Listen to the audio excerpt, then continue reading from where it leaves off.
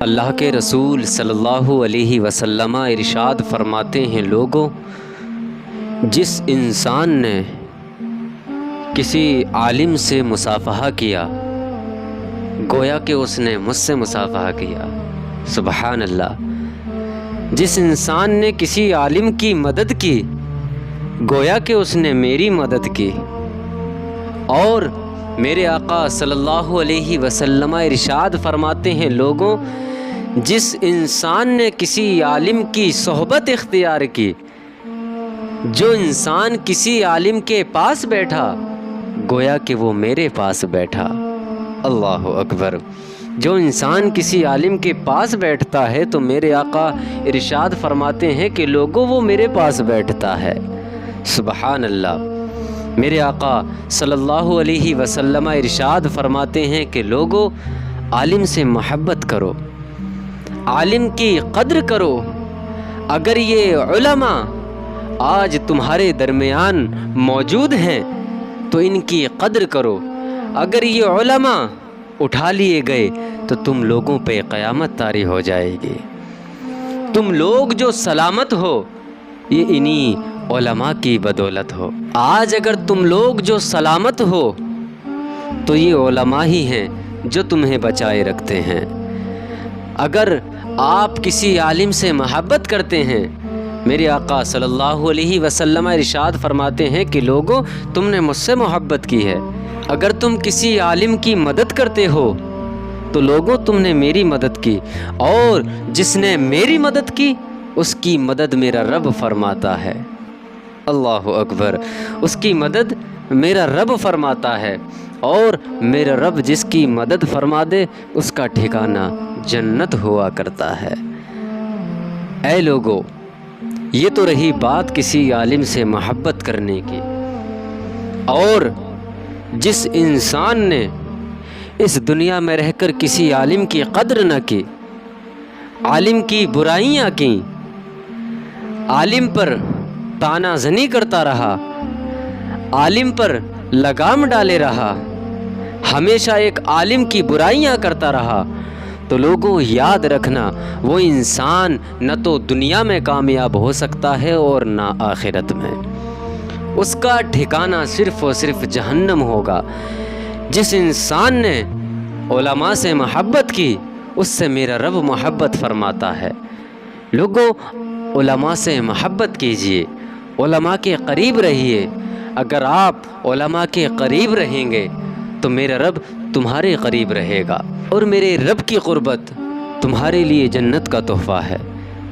لوگوں، آج اگر تمہیں زندگی ملی ہے تو جیتے جی اس تحفے کو قبول کریں۔ آج اگر تمہارے گھروں میں عالم لوگ موجود ہیں تو تم لوگ بڑی قسمت والے ہو۔ جس انسان کے گھر ایک عالم موجود ہو تو اس کی قسمت کا کیا ٹھکانہ ہے، اس والدین کی قسمت کا کیا ٹھکانہ جس کی اولاد اللہ کے رسول کے دین کی خدمت کر رہی ہو۔ ان والدین کی قسمت کا کیا ہی ٹھکانہ ہے، اور میدان حشر میں ان لوگوں کے سروں پہ تاج رکھا جائے گا، ایسا چمک والا تاج جسے عام لوگ دیکھ کر کہیں گے یہ کون ہے؟ کون ہے یہ شخص جس کا سر اتنا چمک رہا ہے، جس کا سر اتنا بلند و بالا ہے؟ کون ہے یہ شخص؟ یہ وہی لوگ ہیں جن لوگوں نے اپنے برے وقت کو نہ دیکھتے ہوئے اپنے بیٹوں کو عالم بنایا۔ ہم لوگوں کو چاہیے کہ ہم لوگ اپنے بیٹوں کو عالم بنائیں، اپنی بیٹیوں کو عالم دین بنائیں، اپنی بیٹیوں کو عالمہ بنائیں۔ یہ لوگ، یہ ہمارے بیٹا اور بیٹی ہم لوگوں کے لیے جہنم سے نجات کا سامان بنیں گے، اور عذاب قبر سے ہم لوگوں کو محفوظ رکھنے والے ہیں۔ حضور نبی اکرم صلی اللہ علیہ وسلم ارشاد فرماتے ہیں، لوگوں، اللہ رب العزت صرف بندے کے حسن و جمال کو، بندے کی خوبصورتی کو نہیں دیکھتا ہے، بلکہ میرا رب بندے کی سیرت کو بھی دیکھتا ہے۔ میرا رب بندے کے اچھی بری صورت و سیرت دونوں سے ہی باخبر ہے۔ میرا رب جانتا ہے کہ تم کیا کرتے ہو، اور میرے مصطفیٰ کریم صلی اللہ علیہ وسلم ارشاد فرماتے ہیں کہ اللہ رب العزت صرف بندے کے اچھے عمل کو نہیں دیکھتا ہے، بلکہ میرا رب اس پر بھی قادر ہے کہ بندے کے برے عمل کو دیکھ سکے۔ اللہ اکبر۔ میرا رب جانتا ہے کہ بندہ تنہائی میں کیا کرنے والا ہے، میرے رب کو اس کی خبر ہے کہ بندے نے اچھا کیا ہے کہ برا کیا ہے۔ آج ہم لوگ اگر کسی غریب کے مال کو لوٹ کر دنیا کے سامنے اچھا بننے کی کوشش کریں تو میرا رب ارشاد فرماتا ہے، اللہ کے حبیب ارشاد فرماتے ہیں کہ لوگوں، اللہ رب العزت سے اگر تم چاہو کہ جو ہم نے اس دنیا میں اعمال کیے ہیں، جو ہم اپنے رب کی عبادت کرتے ہیں، اس عبادت کو لوگ دیکھیں، اس عبادت کو دیکھیں کہ لوگ ہم عبادت کرتے ہیں، لوگ دیکھیں کہ یہ بندہ اللہ رب العزت کی بارگاہ میں حاضر ہے۔ اے لوگو، اگر تم چاہتے ہو کہ یہ دنیا والے تمہارے اعمال کو دیکھیں تو میرا رب ارشاد فرماتا ہے کہ میں اس بندے کے اعمال کو دنیا والوں پر پیش کر دیتا ہوں۔ اللہ اکبر۔ اور اگر تم چاہتے ہو کہ تمہارے اعمال کا بدلہ اس دنیا میں نہیں بلکہ آخرت میں دیا جائے تو میرا رب اس پر بھی قادر ہے۔ سبحان اللہ۔ میرا رب ارشاد فرماتا ہے کہ بندہ چاہتا ہے کہ اس کے اعمال کو دنیا والوں پر ظاہر کر دیا جائے تو اس کے اعمال کو میں لوگوں پر ظاہر کر دیتا ہوں۔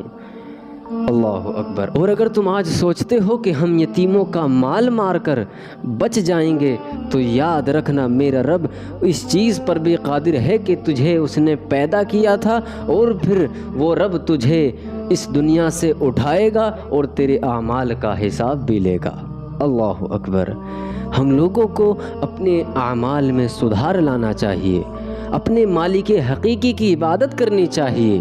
صحیح معنوں میں جو میرے رب کی عبادت کا حق ہے ہمیں اس کو ادا کرنا چاہیے۔ میرا رب ارشاد فرماتا ہے وَمَا خَلَقْتُ الْجِنَّ وَالْإِنسَ إِلَّا لِيَعْبُدُونَ، میں نے جن اور انسان کو اپنی عبادت کے لیے پیدا کیا ہے۔ اور یاد رکھنا اگر آج ہم اپنے رب کی عبادت نہیں کرتے تو جہنم کا ایندھن ہمیں لوگ بننے والے ہیں۔ اللہ اکبر۔ اللہ ہم سب کو عمل خیر کی توفیق عطا فرمائے۔